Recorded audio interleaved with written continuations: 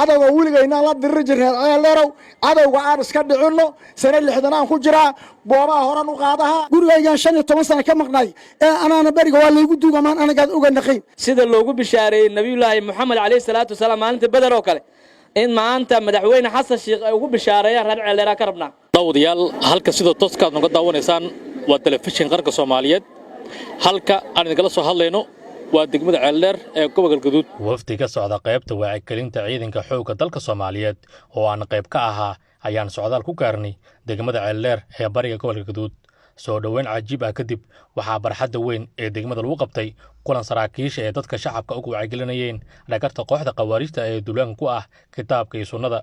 Sheekh Abuukar iyo Sheekh Raabe ayaa shacabka degmada ku nool ka dalbaday inay ku dhiiradaan la dagaalanka argagixisada isla markaana ay ka shaqeeyaan soo celinta wax walba oo degmada kaar u ahaa intay qawaariijtu joogeen burburay reer Ceeldheer taariikh dheer ay leeyihiin waxa la soconaa Sheekh Jaliilka Sheekh Daawud Culusow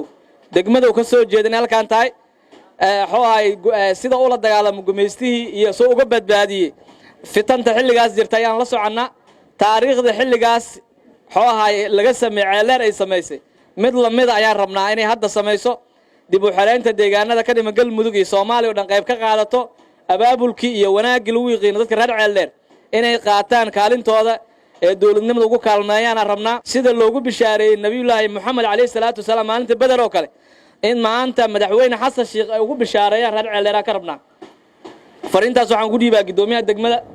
iyo saraakiisha halkaan joogto waxaan leenahay reer Ceeldheer inay kaalinta noocaas qaataan ayaa ka rabnaa sidaas oo kale waxaan rabnaa inaysan soo dhaweysan cadawga abeeso farqaaga lama gashado cadawga Soomaaliyeed oo argagixisada ah oo diinta islaamka ku xad gudbana soo dhaweeyna ma lahan walaaleysiina ma lahan dawladda Soomaaliya waxay u soo hub qaadatay waxay soo qalab qaadatay inay munkarkaas ay khawaarijta dalka ka suuliso gacanta iyo carabka idinka laakiin waxa la idinka rabaa ninkaana gacanta awoodin carabkaana aan awoodin waxa laga rabaa inuu qalbiga ka dhaco shanta salaadood markaad dukataan intaas aad awoodinayaan inay kaartaan oo tiraayin nimankan khawaarijta wadanka Allah ka qabto nimanka khawaarijta dhulka Allah la jaro inta sawaariiqay ku tahay dhibaatay ku tahay waan awooda adiga laakiin ma ahan inaan nimanka khawaarijta qalbiga ka jeclaatid hadii aad qalbiga ka jeclaatid waxa la mid tahay ayaga la mid tahay nabiga wuxuu yiri almaro ma'a man ahaba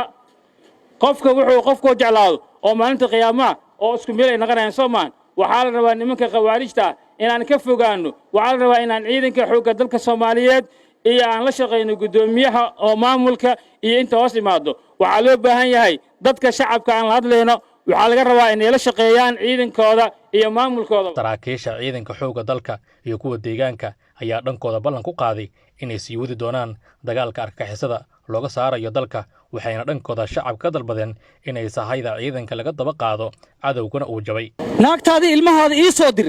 haddaad diidana qartab wax shaqeynay ma waxaas ninkii raalli ka waa raaci karaa oo fikirkaas qaba dadka laakiin in la iska celiyaa go'aan in la iska celiyo baa go'aan jilic waxba ma leh jilic nimankan waxba kuma leh amba isgabi ama isgabin hadday ku qabtaan adigu un baatay kan la dirinayay iyo kan oo dhex jooga isku gumid waay ballanteenu waa nimankaas in la iska celiyo dad shacab iyo askariba kuwa shacab oo qori wata jiro oo degan ciidamadana geesahooda degan oo iska celinaya dadka asaga kuwa kalena inay ku daydaan baan rajaynaynaa oo qalabkooda qaataan oo iska celiyaan annaga idin garab taagan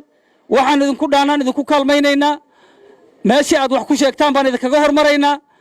nooc kasta oo taan u dagaalamaynaa laakiin adinka waxa kuwii indhaha hore noqon lahaa oo meel kasta galaan iyo meel kasta laga sheego warkooda sheegi lahaa inaad noqotaan baa idinka rabaa waxaan isfaraynaa inaan isdhageysano inaan isgarabsano waad ogtihiin inta aan isla joognay dad idinka nafsadiina u soo baxbaxsanaya ragga ka hortigay ku dhaawacma amba ku dhintay waad ogaa kartaan wax xoolaha aad siiseen ama hadda kuwa been nool ama aan dhaawac ahayn ee hadda dhaxanta iyo dhirada iyo oraxda idin jiifaa ay idinka rabaanna ma jirto kaliya waxaa la idinka rabaa inaa ummad islaama u hoggaansan shareecada islaamka wixii xuno ilaahay ka reeban wixii fiicano ilaahay farafartoonsan is-ixtiraam iskula jirta ciidamadooda cadowga maaragtay la dagaalamaya garab siinaya intaas ayaa laydinka rabaa nimanka halkan joogo tuutaha wata raas casayr iyo raas gambooniya ka yimideen nin ceel dheer ku dhashay waa ama 10 nin ama waa 20 nin waxay u yimideen waa qadiyada dadka halkan jooga inay u daneeyaan oo ay qadiyadooda qabtaan inaan marka nin raas casayr ka mid iyo nin raas gambooni ka yimid oo hadii alla ku rooyan ninba meel oo ka yimid inaan hor kici weyno horta nimanka dhalinyarada ee aan jidadka tusi weyno ee aan luuqa tusi weyno ilaa waan naqaanaa dhulkayna horta Allah naga koriyo waa nimanka dhalinyarada waxa soo haray gabdhaha waa u dubi jirteen bur waa u dubi gaali jirteen geel waa ka daba sidii jirteen shabaab waa inaad ka daba qaadii qalabka iyo raashinka kuwa maanta bilaabay waa inaad la daba kacdiin kuwa jadda bariya ku baaba'sado hawdka dhex yaala haddaysan hawdka dhex aalin raaxada iyo quruxda lama qabeen annaga roobaa nugu da'aya guryaana dhex jiifnaa guriga guwiciisaan namaqlayna waxa roobka yeedhaa dhadaan nugu da'aysa dhadadana ayakaa noo jiifta dhadigana ayakaa noo jooga cadowgana ayakaa naga xiga raas casayr iyo raas gambooniyana ka yimideen war wacayslow ma gun baan nahay ma waanan dad ahayn ma waanan wax garan xoolahayna iyo bannaanka buurtaan geysanay aan istakiin soo qaadayna ayakoo baahida dhibaatadaas hayso maanta waxaan la socdaa in gabdha is-howlgeliyeen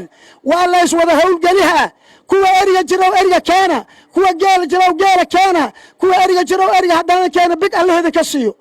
weyne sheekh daa'uud qoryo talyan dheera oo waxuu soo saaray mataqaanaa doon la soo saaray waa lagula diriray cadowga weligaynaan la diriri jirnay ceeleerow cadowga aan iska dhicinno sane 60 aan ku jiraa boobaha horan u qaadahaa cows weynaan ku dhashay waa layga soo raacdeey qaxa inta laygu keenay buruntii baan u ahay inta haddaan soo daymaa reerahaygii